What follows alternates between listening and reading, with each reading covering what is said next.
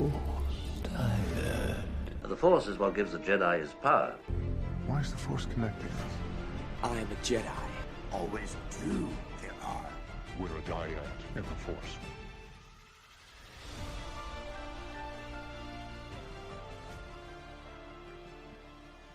What's going on, everyone? Welcome back to another episode of the Force Dive Podcast. This is going to be episode 53.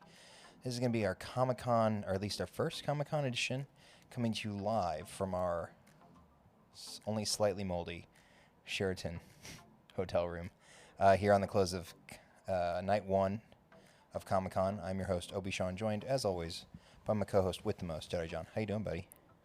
Oh, I'm doing great. How are you? I am doing fantastic after a whirlwind day one.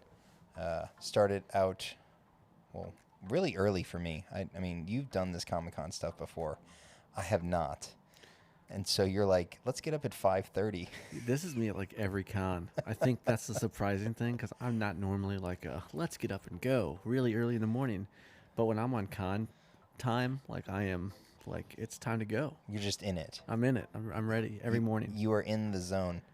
And I will say, coming here to San Diego, which, you know, being from the Midwest, it's the middle of July. It's like Satan's armpit from a humidity and heat standpoint. So coming here where it's 70 degrees and absolutely gorgeous, I don't mind, you know, getting up early and camping out, which thankfully they had the canopies for us to sit under this morning.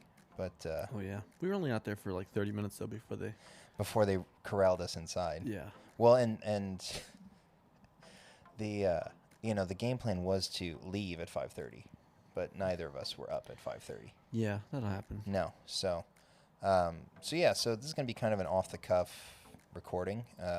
It is currently, well, our normal recording time if it was back home. It's about 10 p.m. Again, close of day one. And so we're going to talk a bit about a lot of the things we saw today, discuss one of the panels we sat in on, and kind of tie it back into Star Wars a little bit. And then maybe some of the highlights and lowlights. I know John has a specific lowlight I'm sure he'd like to share. So, of course. Without any further ado, we'll just kind of dive right in. So, I mean, camping out 3.5 hours before the show begins, I would say relatively uneventful, save for a handful of people who were had some line issues. The cinnamon sugar Auntie Anne's pretzel was top notch. A delicious breakfast. Auntie Anne's pretzels and Diet Pepsi for me. And did you end up Mountain Dew? You got the Mountain Dew, right? Yeah. And a cinnamon sugar Had pretzel. to get my day going. But we must have been, what, I don't know, one of the first 750 people in? Oh, up top of that line? Yeah. I would probably venture a guess that there was only 200 people corralled in the corral ahead of us. 200? Okay. I don't think there was much more than that. I'm terrible at estimating. I actually think there was less than that, but I mean that corral was pretty deep. I couldn't really see the front of it. So, That's true. But just like, you know, every row, imagine 12 to 15 people. So Yeah, I'm terrible at estimating the sea of humanity. Behind us, I know it wrapped the entire... behind us, there was a lot of people. It wrapped the entire upper concourse. It was pretty insane. But on the con floor, they were, of course, quick to remind you not to run, or they would throw you out of the facility. But we went to Hasbro. Safety first. Hasbro first to get our QR code, which was a lot quicker than I think we expected. It was quick. And then you ventured off where? I headed up to Mind Style. Okay. So they've got the Pop Asia Funkos there. Okay. That were the kind of exclusives. So picked up some kind of exclusive Funko Pops there. While you went off to Roosevelt. I went to Roosevelt's, which, for those who don't know, is a line of shirts that, well, they only have men's shirts. They don't have any women's shirts, which is surprising. But yeah, TK, aka Keith, or Keith, aka TK. Anyways, he wanted the exclusive for today, and so I was like, all right, I'll just get that one. And oddly enough, Elliot, and I don't know his last name, but he's the DJ at like all the Star Wars celebrations. DJ Elliot. He's DJ Elliot. Thank you. He was right in front of me in line, and like I looked at him, and not that he would know who the hell I am, but he looked at me and he kind of like stared at me, and I was like, yeah, I know you. And then he's like glad handing all of the Roosevelt guys in front of me. They're like, hey, Elliot, how you doing? And they come to me like, yeah, what can we do for you? But no, Sounds about right. They were super nice. But were you wearing your podcast T-shirt? I was. Oh, I and was. they didn't give you any special treatment. They did not. I don't think they've listened yet. I should have slipped them a business card. But in the flurry, I ended up getting a it's called Double KO, but it's a TMNT and Street Fighter duo shirt, which is pretty cool. It's pretty Star Wars centric. It is, but it gets better because the Star Wars shirts were actually at the Star Wars or the LucasFilm pavilion. I keep wanting to call it Star Wars, but it was more than Star Wars, and then apparently that's what it's called, is the LucasFilm pavilion. So, so while you were still in line for your Funko Pops, I went over there and picked up a couple pew pews, which is it's got some TIE fighters on it, and it literally says pew pew on it. Pew pew. And I picked up the sweet Summer Snips, which is for those who are on social media, kind of following SDCC. It's kind of the orange, blue, white, sort of spirally pattern, which is of course Ahsoka's colors. You can also see Obi-Sean's haul on Twitter, Facebook. I did post that, and I don't think I posted the haul on Instagram, but yeah, it's definitely on Twitter. But but then yeah, picked up the Dagobah Drip, which was the Star Wars exclusive, which I think it just has Yoda on it, which it is a pretty cool pattern, but definitely not my style. So fortunately, Keith said he would take that one also.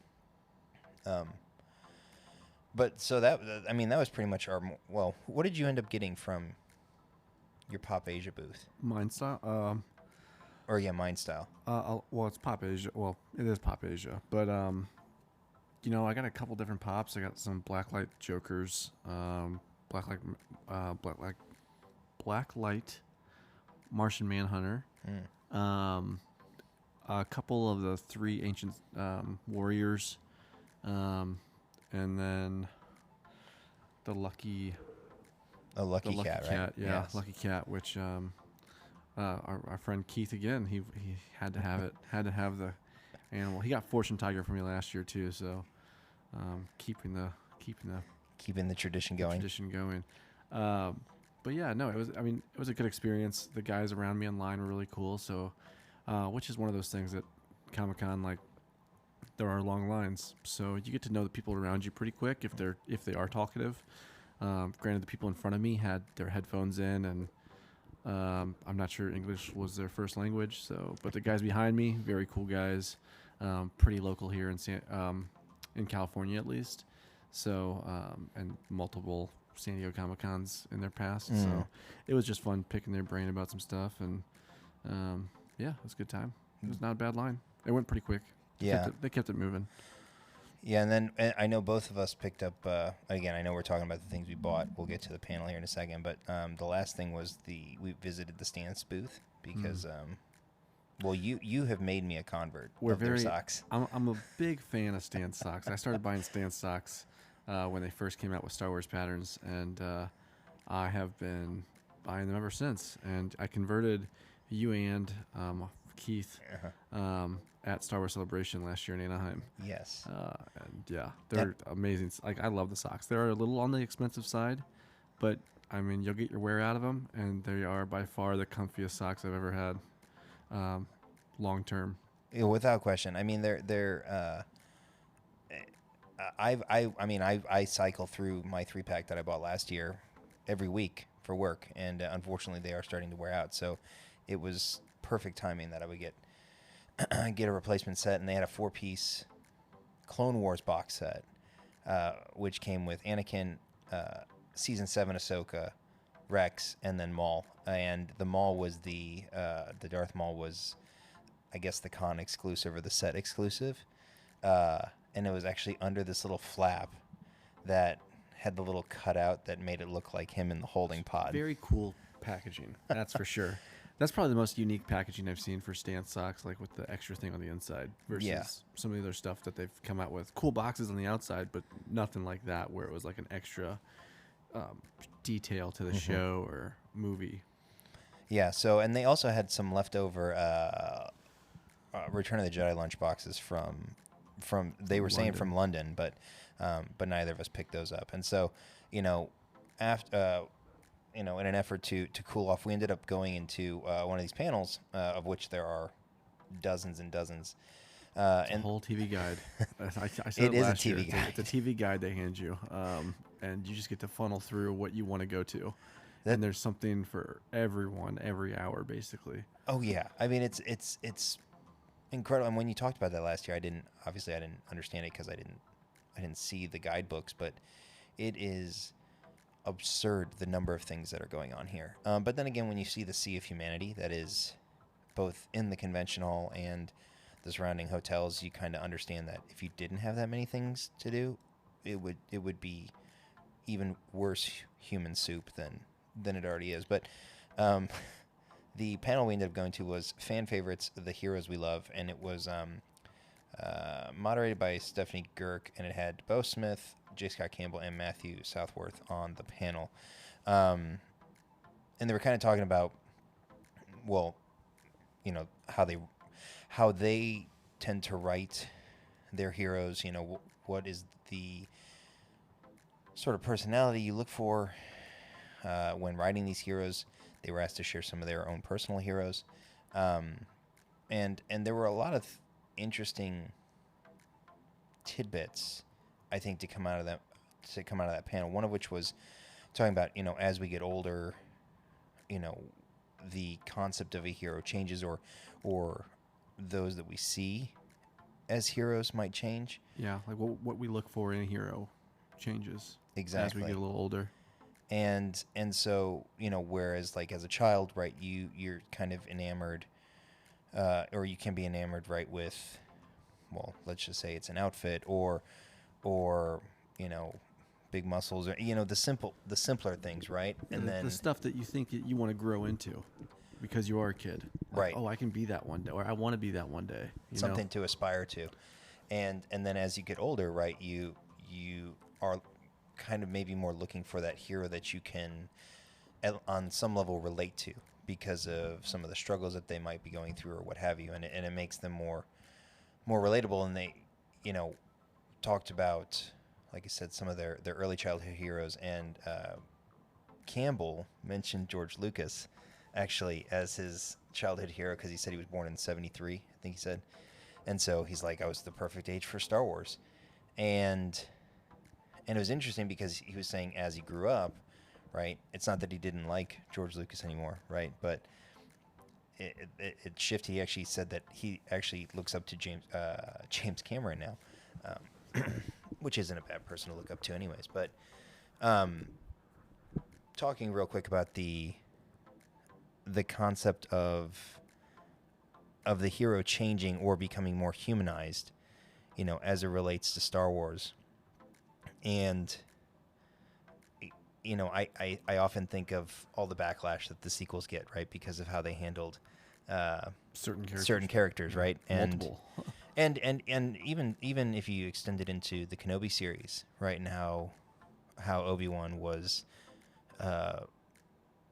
portrayed, at least from his initial character arc, and I wonder if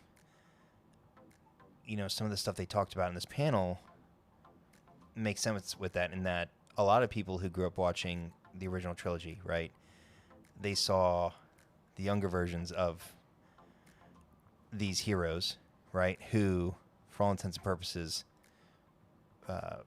had no like shortcomings or hurdles really to overcome. Obviously, Luke had to deal with the fact that Vader was his father, and they were all dealing with the Galactic Civil War. But from a heroic archetype, right, they were pretty flawless. Whereas you get into the sequels, and Han is portrayed a certain way as a fatherly figure, Luke is portrayed a certain way as, you know, a broken sort of shell of himself. And Leia, you know, she actually didn't really have a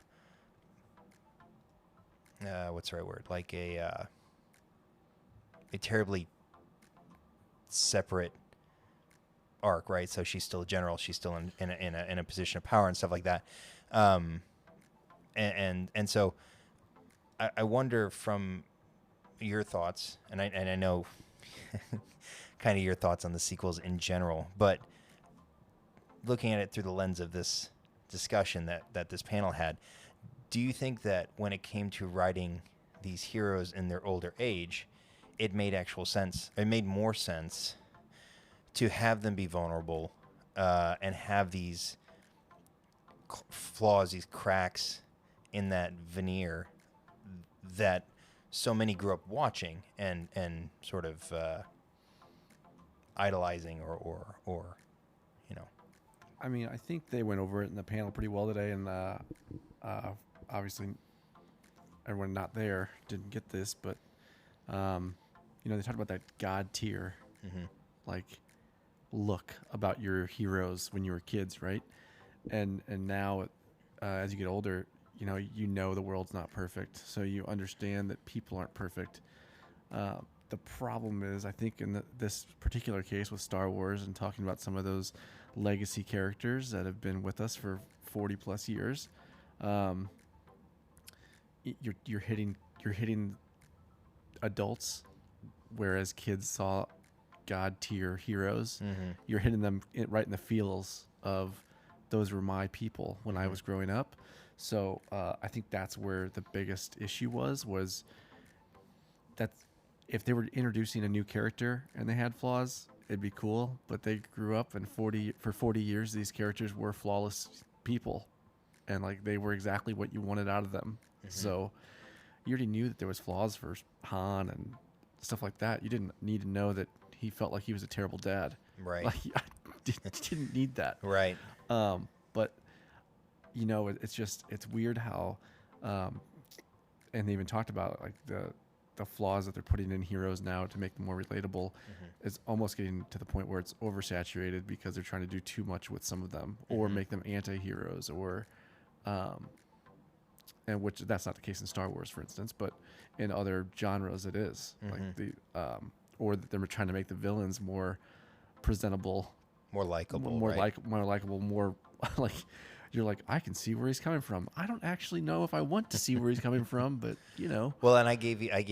We were sitting there, and I turned to you. I was like, oh, it's like Count Dooku, right? Like you can understand, especially after Tales of the Jedi, right? Like where he was coming from, but then the way he went about it was not ideal. From a certain point of view. Right. Well, and it goes to the cynicism that they were talking about in this panel as well, and how, when we grow up, right, we become a lot more cynical. And, they talked about, they related that more to the current climate of things, from a political perspective where the political discourse is just out of hand. But again, the fact that, as we get older, we become more cynical, right?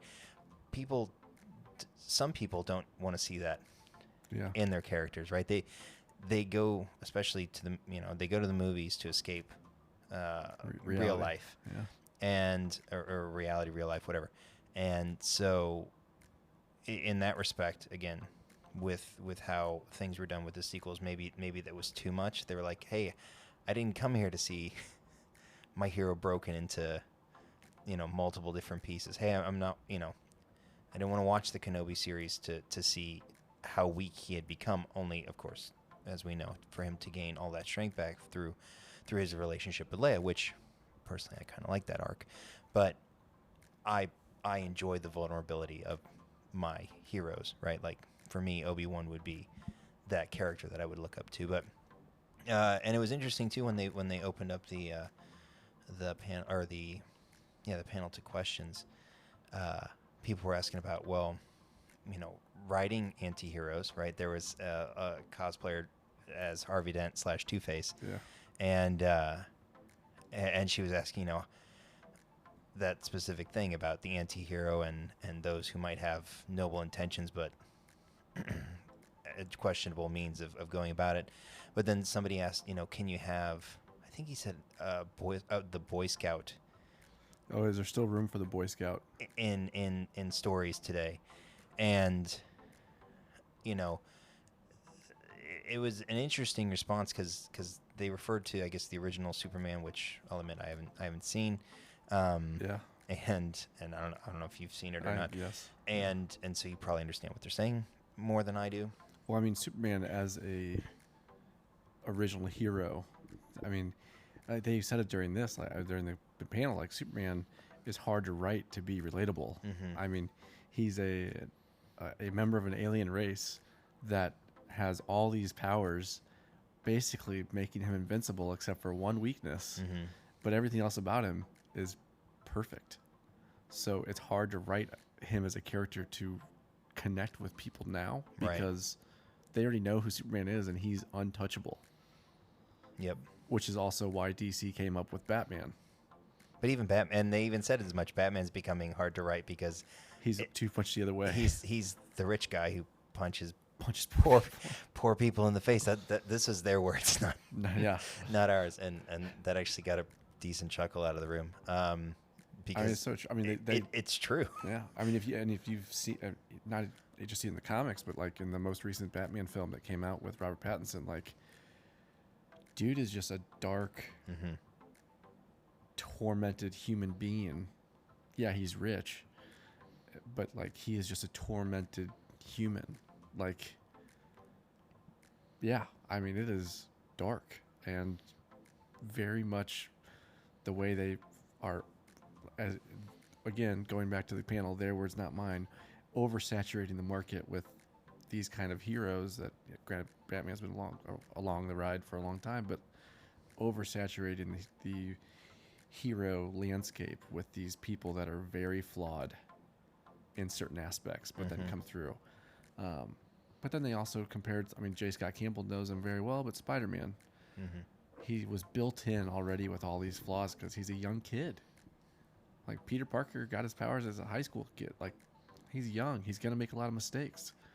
That's relatable to every high school kid out there. Exactly. It's also relatable to anybody that's in their mid-20s to early 30s because they think back to the times when they were younger doing stupid crap and making mistakes. Right. So, yeah. Yeah, so that was a really interesting panel to get, everyone's perspective, those writers' perspectives on, and yeah, because those guys have been writing for 40+ years at this point. A long time. Yeah. A couple of those guys are 40+. I think Jay Scott's about 30+, but still. Yeah, I mean, they kept referring to stuff they were writing in the late 80s. Late 80s, early 90s, yeah. I was born then. Yeah. I'm younger than them. But it's always interesting to get those sorts of perspectives, especially people who have that depth of knowledge, not just about comics, but, the entertainment sphere in general. Yeah. As it relates to typical hero archetypes and the way that they go about writing them. And it'll be interesting, as we go forward with Star Wars, and, curious what will happen now that, we got the recent announcement from Disney that they're going to, slow some of the stuff as it relates to Star Wars and Marvel. But, as far as new projects are concerned, new heroes, how they write those, because for some reason, certain people didn't take to Rey as a new heroine, right? Ben being the anti-hero. What's weird about the Rey thing is, like, they wrote her as a god tier character. Sort of. I mean, outside of not having parents that she knew about. Go ahead, find the flaw. Outside of she was a perfect pilot. I don't think she was perfect. I mean, she outclassed trained pilots immediately. I don't know what else you want. Like, quite literally outclassed trained pilots immediately in a ship that she should not have been able to fly, having no piloting experience. You don't know that she didn't fly anything before that. Everyone listening to the podcast. This is me. This is me just being difficult right now. Understand the look I gave Sean while he just said that. This is just me being difficult. I'll go find something in the archives of her. Find me the canonical. Anyways, that's we can argue about that all day. Derailing but the anyway, point. But I mean, it was one of those characters that was written to be all powerful, like very few flaws. Stood up for what she believed in, which was on the good side of things. Mm-hmm. You know, like, I don't know. She was kind of written along that line of what we would call like perfect hero. Everything worked out for her. Except she didn't know who she was. Yeah, she didn't know her parents. Which makes, well, so but then if you think about it from a relatability perspective, right, and you look at it broader, right, since we're on this topic, as far as how people view themselves or who people see themselves as, right? And in a way being able to choose their own path that is separate from what would be preordained for them. You can choose your name. Yeah, I'm a Well, Skywalker. but if you see that as the metaphor that it is, yeah. And in that respect, I see where you're going. It's an important concept, right? And I think, and it goes, and this will be the last thing from the panel, it goes back to the packaging and how it's delivered to the audience, right? And Campbell said this as much as, you know, you can get people from all walks of life to get behind a hero, behind a message, behind a story arc, if you tell it in a coherent way. And I think a lot of people's chagrin with the sequels is that it did feel very disjointed, right? But if you shove the message, the overarching message, in people's faces immediately, then it becomes harder to digest. Whereas if you break it down, you spread it out over time, people grow to follow the character, they grow to enjoy the character, and then when the reveal comes, or when that message gets passed on, whatever, then people are like, oh, okay, that makes sense, right? And so maybe that was the shortcoming in how her character was portrayed, and again, not acted, right? But is that if things would have been maybe better road mapped, then people could have gotten more behind it. You know, it's interesting, you know, kind of trying to dive into people's thought processes, but it was interesting listening to these guys talk and trying to tie it back into some of the things, you know, within the Star Wars universe. Well, yeah, not just that, but like things we cared about, you know, like I'm sure you think about heroes when you were a child, like what heroes you looked up to, and have they changed or have they stayed the same? And, you know, like when I think back to my childhood, like I grew up watching Batman, the animated series. I freaking love Batman. And granted, like the animated series was pretty clean as far as Batman is concerned, as from a rich guy punching poor people, so to speak, quote unquote. But, you know, as I grew up seeing the other movies, I related to him more because I saw the reasons, and I also, you know, dealt with, not as early in childhood as he did, but I dealt with a parent dying, at least at a pretty young age. So, you know, you relate to that a little bit just because it's a huge loss, and it really does affect you more than you would ever imagine it happening until it happens. So, but yeah, like, but now even thinking about it now, like I think about some of the heroes I look up to outside of like Batman or Luke Skywalker and things like that. Like I look at some of these other heroes that are either in cinema or comics, and you just view them differently. And I think one of the questions out of the panel today was from one of the audience members was, you know, if you could pick like 2 to 3 morals that, or 2 to 3 values, I think is what he said, 2 to 3 values that your if when you're building a hero, you have to have them. Mm-hmm. So we're teaching our kids that these are important. Yep. And the panel, I won't say they shied away from the question, but they didn't come out and say like, there's 100% like when I'm building a character, I make sure these are there. Mm-hmm. So and there's probably not a true recipe for a hero. So it probably wasn't a possible question to even answer outright. But when I'm thinking of 2 or 3 values, like I want my guy to be honest, but also I need the guy that's going to play to win when it comes to count. And sometimes that's not being honest, depending on who you're depending on who's on the other side of the ball, True. So it's interesting. That's why Batman still comes to mind as like being a favorite hero. But there's other things like somebody brought up the boys.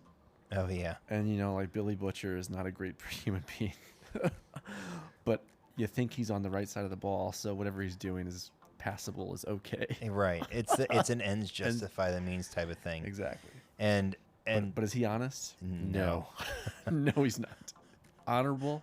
Borderline. Probably not either. But he's got an excellent accent. He does. But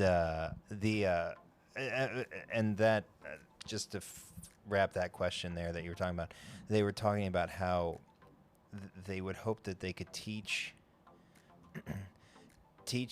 their kids, or not their kids, but teach kids that it's okay to be, okay to be wrong, like how to handle being wrong or something like that. Yeah. And in so many words, right? Because again, in our current sort of discourse, you're not allowed to have, and you can't be wrong, a dissenting opinion or be wrong. For God forbid you're just outright wrong. Don't. If you post on social media and you're wrong, oof, they let you know. Yeah, they're loud. And then kindness, right? And what was it?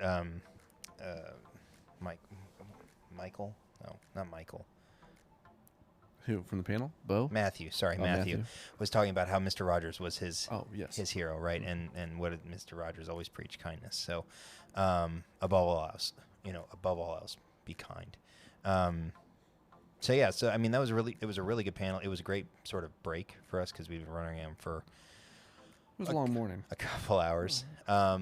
So the afternoon we got to we visited the Hasbro Vault pop-up shop, which if you do happen to be listening to this during the con, it's in the gas lamp quarter.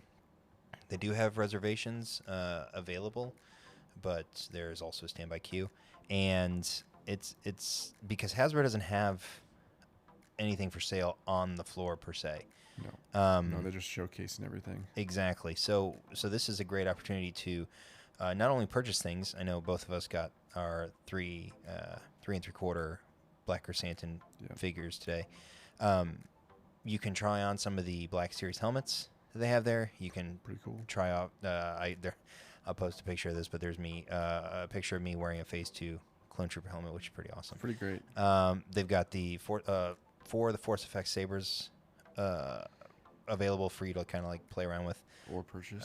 Well, you can also buy them, but and then Jedi John found some enjoyment in the Power Rangers. Yeah, the Red Ranger sword. The Ranger sword, and then I got my hands on the Ghostbusters. I'm sure there's a name for it, but the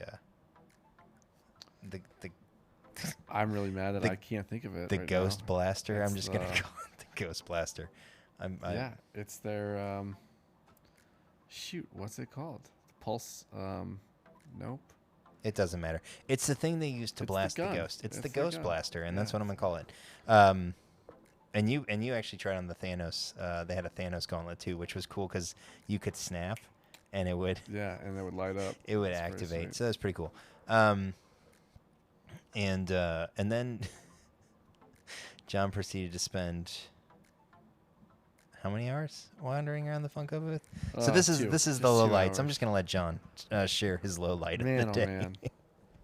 2 hours walking around the Funko area trying to get the standby after the lottery winners were done for the day. And so everyone was just waiting for general admission, like anyone can get in. And people don't understand the whole, like, you just need to walk. And if you're there at the right time, cool. If not, you're out of luck. But, like, I get it. Like, everybody wants to get in. So I understand, like, camping by where they think is going to be let in. But also, it creates a traffic jam. Funko's in the corner. And the Funko booth and the queue for that specific, for the pop booth, is in the very back corner. And there's just a bottleneck there. If you're on a corner and you're not moving, you just are creating traffic problems. And, that's when the fire marshal walks in. So, security was trying to get everybody to move.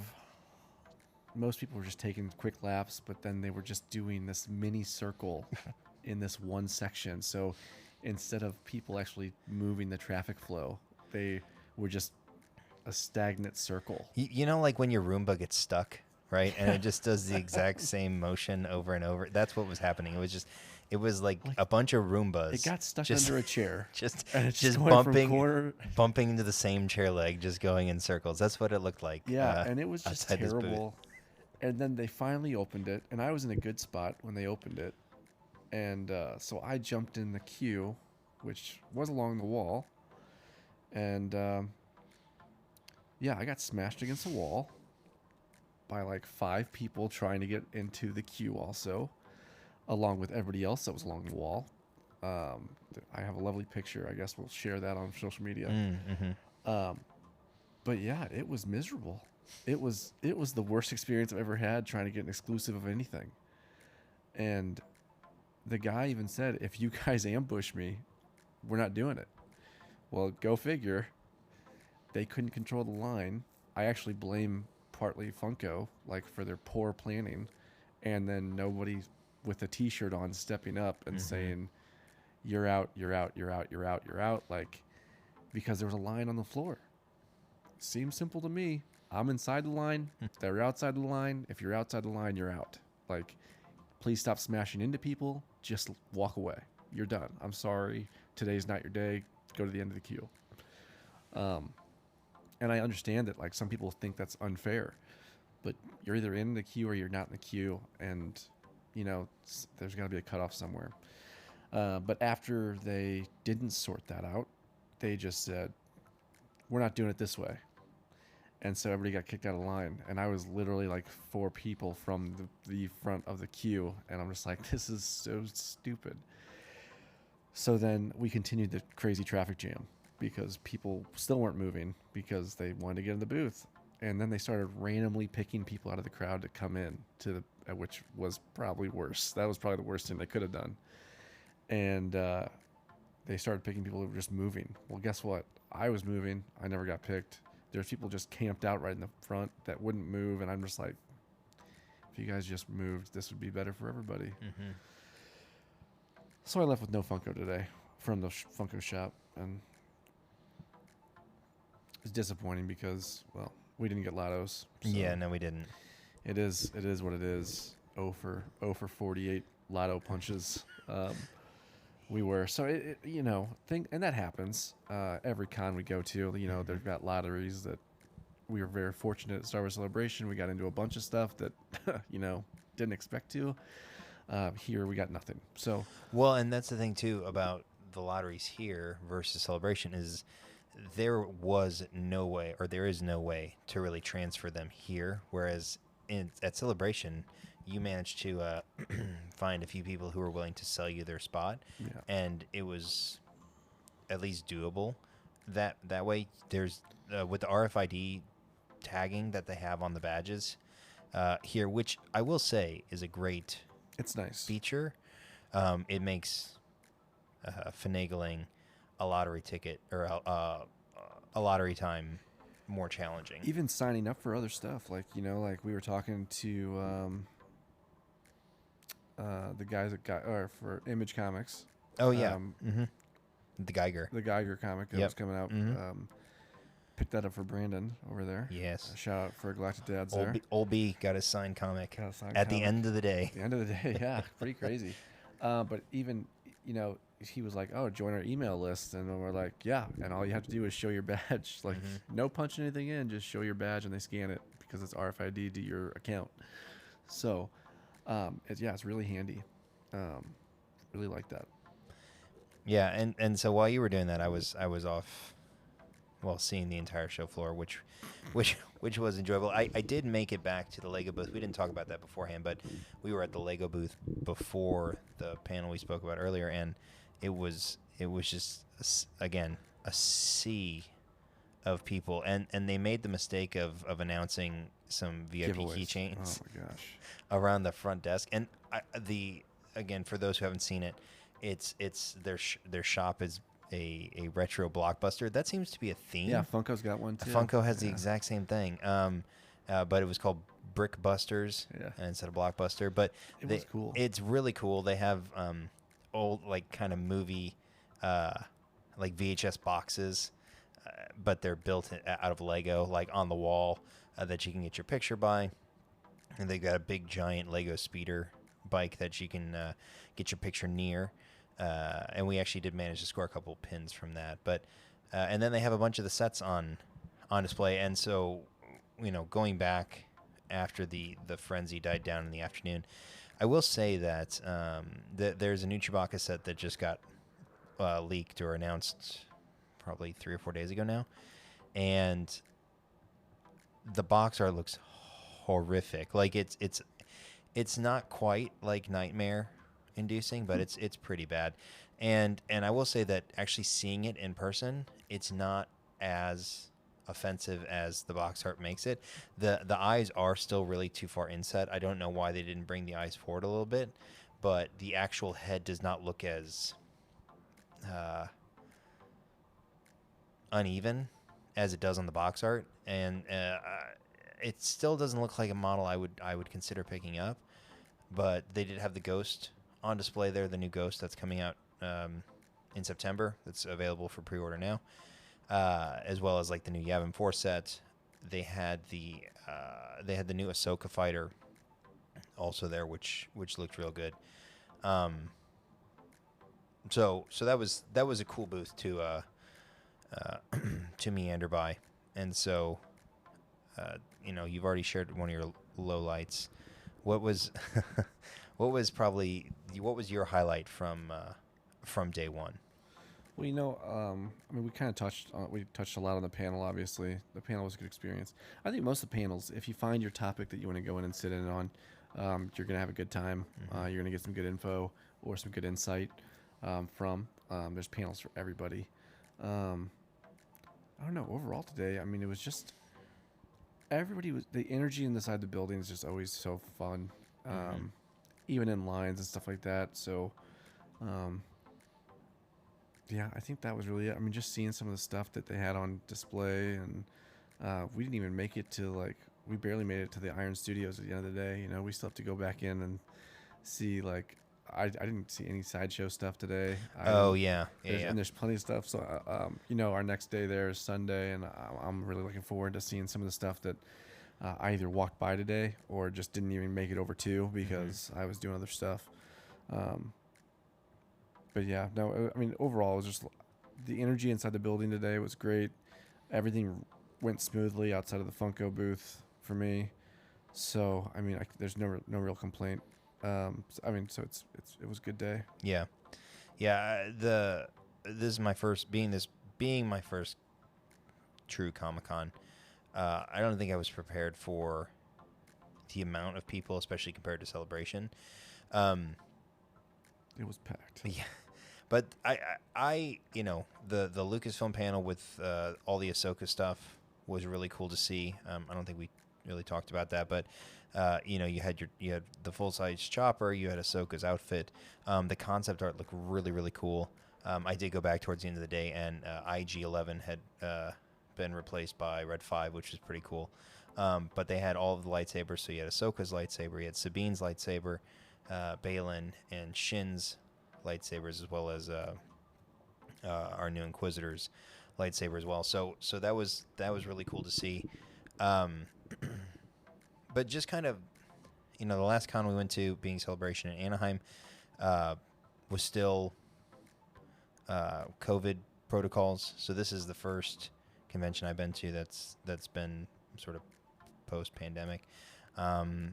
and so to your point, the energy level was high. You know, getting to talk with some of the artists was cool. And chat with some of the creators, like you alluded to there with the Geiger comic at the end. And that's the fun stuff with cons is, getting the stuff is cool and all, but, and don't get me wrong, I got a lot of really cool stuff today that I'm really excited about, but just getting to talk with people, and it was the same at Celebration, but. Oh, we got those posters too. That Thrawn and I got that Thrawn. Oh, beam, yeah. And you got that and awesome freaking calendar. And I got, that's right. We got this, these Austin Thrawn posters, and this every single month has its own like separate planet poster. It's gonna be awesome, but it's gonna be so cool. It's gonna be awesome. I will say the thing I didn't care for at all really was there.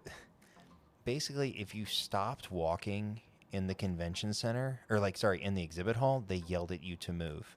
Like I tried to post up along a wall that had nobody standing along it at all. And trying to put something in my backpack, and somebody comes to me and is like, "No, you can't stand there." I'm like, "What do you mean can't stand there?" Well, this is the overflow line for this signing place. I'm thinking, I look around, there is nobody in line whatsoever. And I'm like, I understand that. I'm thinking to myself, I understand. I didn't, I'm not one who's going to push back on these things. So I left. But I'm thinking to myself, there's nobody here. So I'm not like prohibiting somebody from going to the line.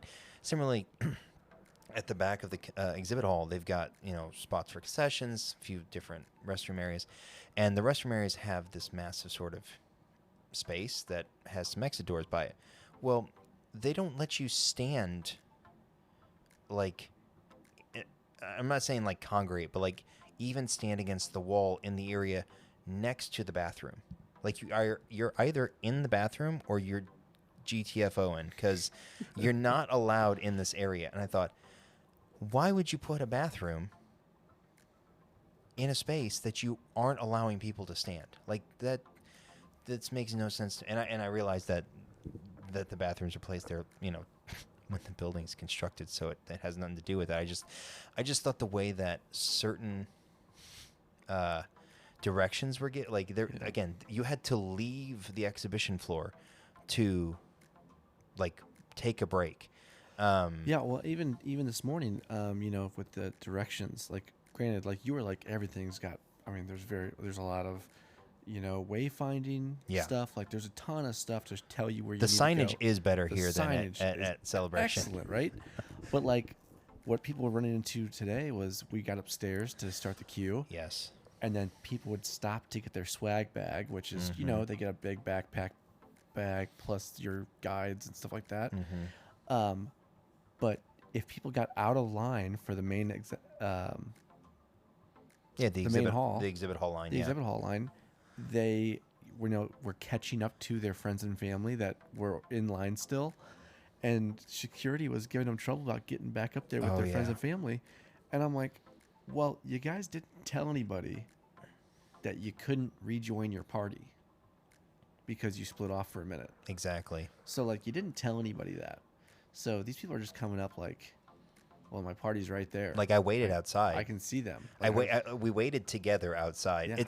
Yeah. It would be different, and there were people I know like this. Yeah, it would be different if you had a group of people show up at 6 or 5:30, whatever it was, save a spot, and then someone rolls in at 8:30. 8:30, yeah. And it's like, oh yeah, I'm here with these guys. Like, and that did happen. Yeah, when people walk in and they're like, yeah, they're right there, my party. They're on their phone. Looking. I'm like, no, they weren't in line. You were not together. You weren't together. Or they get back in line and all of a sudden they start giving hugs and like what's ups, and I'm like, no, they're greeting each other for the first time today. Yeah. Are you watching this? These are people that need to get back in the back of the line.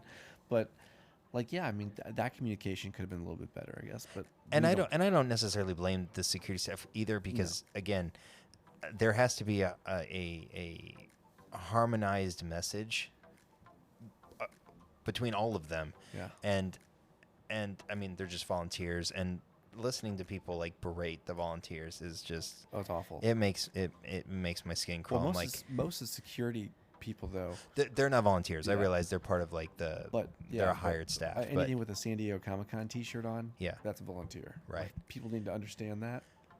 Like there were there were staff as our stanchions on the way in today, and they're like, "Thank you for coming." I'm like, "Thank you for standing here, at the ass crack of dawn, holding that yellow string, wearing the string for us to walk in. Like, thank you for being here to do that." So, but overall, I think everybody was super, like, everybody tried to be nice. Yeah. Like, they were just like, I was told by my boss, I can't let anybody through. Mm-hmm. So, like, you're somebody that's trying to get through, I can't let you. So if you want to talk to my boss, he's over there. Mm-hmm. Like, please. And then he would come over. Yeah, I got told nobody gets through. and we're kind of sitting there. Oh goodness, the Cafe du Monde koozie has fallen over. I thought that was just gonna make it a massive mess on the rug. No, Anyways, empty. I was sitting there and I'm like, I was thinking to myself that they're right there. Like and this was literally And 10 one minutes. person. Yeah, I'm talking one person. this is literally 10 minutes after we all saddled up. So it's not like somebody just cruising in last minute to jump in line. Yeah, anybody past the hour mark, I'd be like, they didn't. Do you know how fast that swag bag line was moving? Fast. Right. I did it yesterday. Fast. So, like, if it was even 30 minutes after, no, they weren't here. Send them away. Exactly. So we're going to close this with this question that Keith sent me earlier. Oh, yes. After I picked him up a few things. And so he says, now, honest question, and he says probably one for the pod. After experiencing Celebration and a little bit of SDCC, which would you look forward to and would you make an attempt to frequent more often? And he says, not considering location and travel. So not considering location and travel. Here's the thing with SDCC. So it covers everything. So it almost depends on what panels are going to be there. Mm-hmm. Like, so it sucks kind of because, like, what if they have what if there's Star Wars announcement at SDCC? Could there be? Absolutely. We don't know until, Right. a couple weeks prior. We don't have Hall H schedules. We don't have anything. Granted, Star Wars is not like a big Hall H thing. That's not their thing. Mm-hmm. But at the same time, I'm like, I don't know what's going to happen at San Diego versus at Celebration. I know I'm getting new Star Wars announcements. I know I'm getting panels from celebrities that I can name the entire panel and can tell you what they did in Star Wars. Versus I come to San Diego, like, yeah, I knew J. Scott Campbell today in the panel, but the other two guys I didn't really know a whole lot about. Mm-hmm. So it's just one of those things, like, I just know more.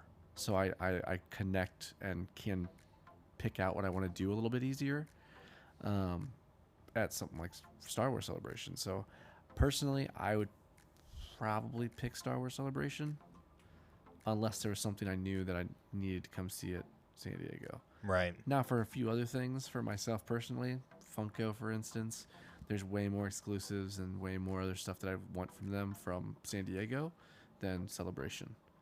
In fact, Celebration pops last year were a lackluster pile of garbage versus some of the stuff at SDCC is great. So it just kind of depends on what but you're looking at that from a pure resale perspective, right? partly. Yeah. I mean, Like I still 80-20? like I have a set for myself from the last Star Wars convention. That's true. I mean, the last two Star Wars conventions I went to, I've got full sets of pops in my personal collection. So, like, part of it from a value standpoint, Sure. which, like I said, the last 2019 pops outsell the 2022 pops Mm-hmm. every day of the week. Like, any one of them are worth more than True. the highest 2022 pop, except for the Diamond Grogu, which was the store exclusive this year. Right. So, like, it's just ridiculous that that's the case. But the pops were that bad. But, like, it just depends on what else you're here for, too. Like, I don't know. Eventually, I'll get more into comics, and I'm sure I'll want to come here. But then again, they're going to be mostly Star Wars. That's true. So. And it just so happened that, well, we didn't get the 2 days that are generally Star Wars. Well, certainly Friday. So we're going to be missing, unfortunately, most of the big Star Wars panels tomorrow, and subsequently there's an Outlaws panel on Saturday. which we won't be able to make either. What about you? Yeah, I was gonna say we were talking about this on the way home this evening, or home back to the hotel this evening, and I, I was kind of leaning towards SDCC at first because of the diversity. But to your point about the panels, I mean, this year is a very strange year, and we didn't even really talk about that with obviously the writer and actor strike. Writers, yeah. And so a lot of your Hall H panels either got canceled or they weren't even scheduled because a lot of studios were already planning to not come even before. I bet they knew everything. I bet they probably knew what was coming. They could read it on the tea leaves, and I will say though that like we didn't mention this, but the Hall H line, we went. Oh, there was nobody. I wanted to show it to you yesterday because I'm like, you got to see this because it's freaking nuts. And we went over there and I'm like, oh, never mind. There's nothing happening tomorrow. So there's the 20 people in line. Normally, 4 of these tents are already filled with people. And this morning, I swear there was almost as many people in just the normal exhibit hall line when we got there than Hall H. Yeah. And for reference, the Teenage Mutant Ninja Turtle panel, I guess, was the premiere panel. The first one of the day. First thing this morning. So that movie's coming out later. It's middle of next month, I think. So but it wasn't originally the first one of the day. It was originally the second one. Right. So that got moved up, and so anyways, so as it relates to panels and stuff this year, it's very strange just because of everything going on, and that may have contributed in some ways to some of the added crowd. Definitely some of the added crowd volume on the show floor. So I'm sure the exhibitors love that. We as exhibitees may not have enjoyed it so much, but having said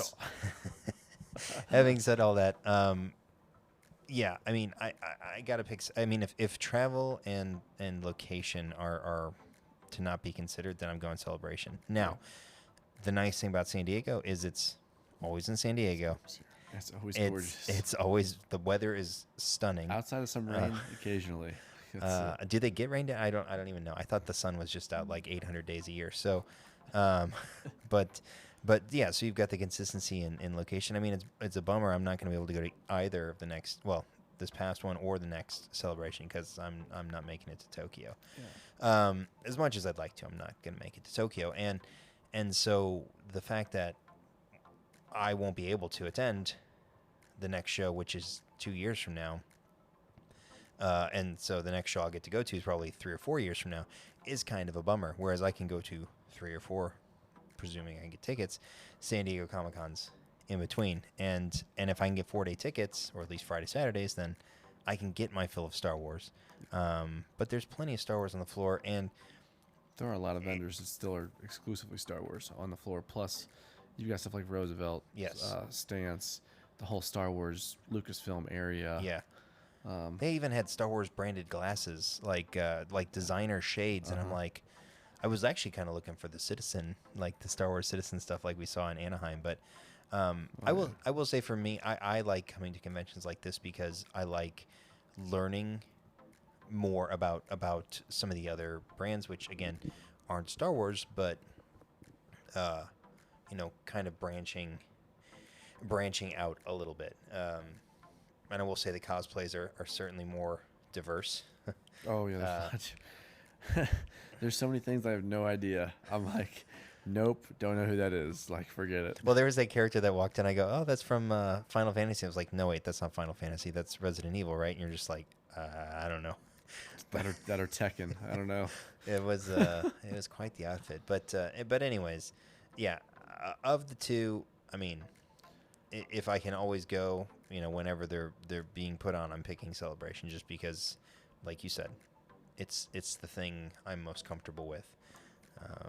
Well, I think that's what I told you too. Like, if it's Celebration year, I'm going to Celebration. If there's no Celebration, I'll come San Diego. I think that's the thing. So I'd rather choose Celebration, just because that's my people.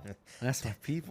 Dem's your people. That's my people. Well, and to finish that, the local cons. I know I need to personally do a better job of getting to some of the more regional cons like ICCC, which is down in Nashville, and even maybe C2E2. Maybe if it's not every year, maybe every other year, just to kind of see what's going on up there. But Much more affordable to get to Chicago. Definitely. than to fly out to San Diego. Yeah.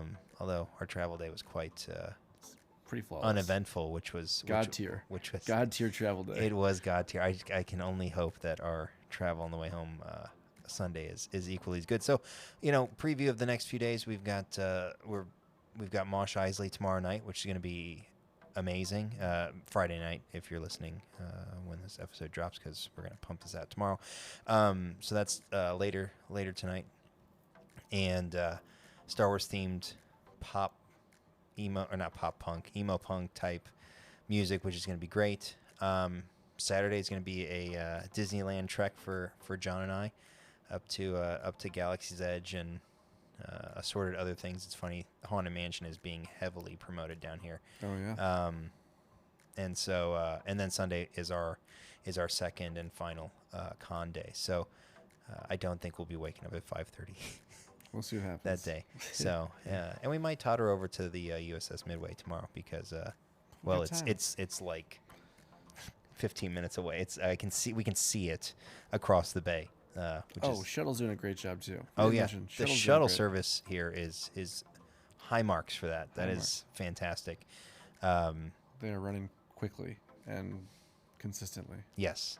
And anything else you want to share with the fine folks about day one of San Diego Comic-Con? Another great day one. Yes. I really enjoyed myself. What's really funny is I knew it was going to happen, and I told you, but I didn't really tell you because you asked you and Brandon were here for the whole weekend last time, and you had tickets every day. And so, what did you guys do? And I'm like, well, the problem was we spent all of our money on day 1 and 2, and day 3 we're just like, why are we still here? You're like, help me, I'm poor. Let's go somewhere else. I had $30,000 in credit card debt. I'm like, we need to go somewhere else. And then, sure enough, we walk in the day, and then all of a sudden, it was not even halfway. We got out of that panel, and we were both like, we should probably go drop some stuff at the hotel. So let's shuttle back to the hotel and then come back just to drop our stuff because, we spent some money. Yeah. So I knew it was going to happen to you, and I just didn't know how to tell you other than the fact of, I told you, Brandon and I spent a lot of money. I thought I was going to do better, but the shirts I got are, I'm stoked about. The shirts I got are phenomenal. I'm stoked about the shirts. But that's just it.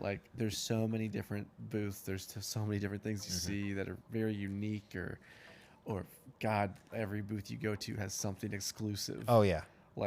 If I had unlimited money, there were so many things I would have bought today. Exactly. It's not even funny. Yeah. But thankfully, I don't have unlimited money because there's no way I would have gotten it all home. I know you're just happy I made you bring a checked bag. I should have brought a bigger checked bag. I told you. I tried to tell you. I didn't believe you. For everybody at home sitting there, Sean was telling me how, you know what, I'm just gonna do a carry-on. Yeah. And I'm like, what do you mean you're doing just a carry-on? He's like, I don't need a checked bag. I don't like checked bags. Blah blah blah blah blah. And I'm like, you're going to a convention out of town, and we have to fly home. You need a checked bag. So he brought a mid-sized checked bag, and I've got 2 huge. You pulled bags. You pulled a Michael Scott. You took 2 empty suitcases with you. Brought 2 empty. I should say you brought 2 empty suitcases with you. 2 fully empty suitcases just for stuff to bring home. Yeah, you're the veteran. I'm the newbie. So I try to tell you. I shall learn. One from my day mistakes. you'll listen to me.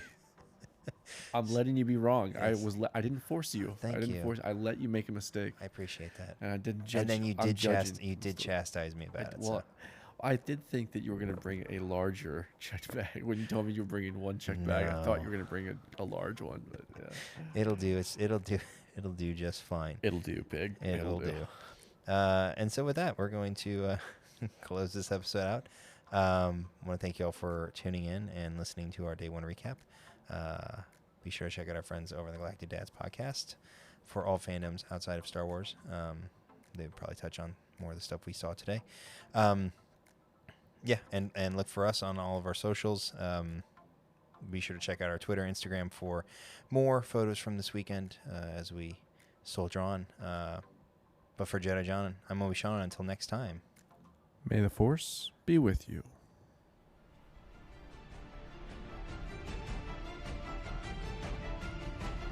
Force time.